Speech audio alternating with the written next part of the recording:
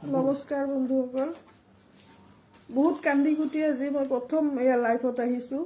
কোনোবা আছে যদি নাজানো, বহুত সময় কান্দিছোঁ।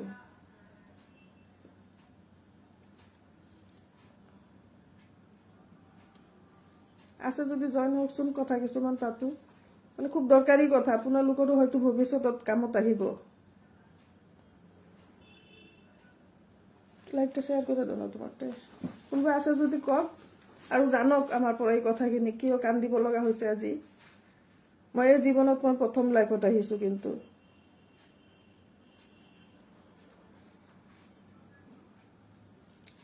নিশ্চয় আৰু যিমান পাৰে লাইভটো শ্বেয়াৰ কৰিব। বাকীখিনি এওঁ ক'ব, মই আছোঁ বাৰু। মই বহুত কান্দিলোঁ এতিয়ালৈকে। মোৰ ঘৰত কেইটা বাজিছে? 3টা বাজিছে। নাই ভাত খাইছোঁ, নাই কিবা কৰিছোঁ। এওঁ ক'ব, শুনকচোন মুখেৰে। মৰমৰ বন্ধুসকল, মই এটা বিশেষ কথালৈ আমি দুয়ো আজি লাইফত আহিব লগা হ'ল। 24 চনৰ মেডিকেল এডমিশ্যনৰ কাৰণে, সৰু ল'ৰা এডমিশ্যনৰ কাৰণে, যিটো নীটত কম মাৰ্কছ পোৱাৰ কাৰণে আমি প্ৰাইভেট পঢ়াম বুলি ভাবি আমি প্ৰথমতে ইউপিত এপ্লিকেশ্যন দিছিলোঁ। ল'ৰাই ইউপিত নাপালে, ইউপিৰ পইচাটো ঘূৰাই পালোঁ।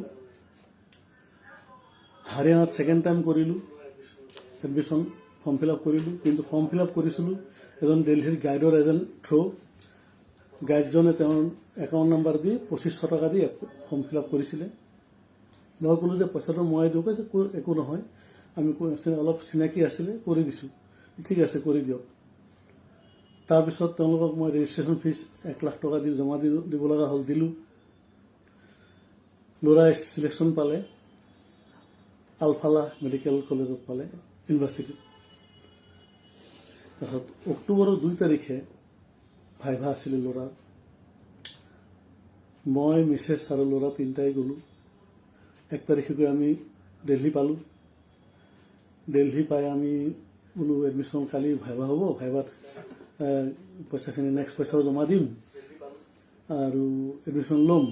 কিন্তু আমি ইতিমধ্যে গম পালোঁ যে আলফালাহত যিটো ফিজ সেইটো অলপ বেছি হৈ গ'ল, আমাৰ জোখতকৈ বেছি হৈ গ'ল। আমি দিব পৰা অৱস্থাত নাই। আৰু মিছেছেও বহুত চিন্তা কৰিলে। কিবা চিন্তা কৰি থাকোঁতে এওঁৰ এটা অসুখ আছিল, চাইকেট্ৰিক প্ৰব্লেম এটা আছিলে। তেওঁ তাতে অসুখটো হৈ গ'ল। হোটেলত গোটেই ৰাতি আমি তেওঁৰ অসুখ মই হেৰি কৰিব পৰা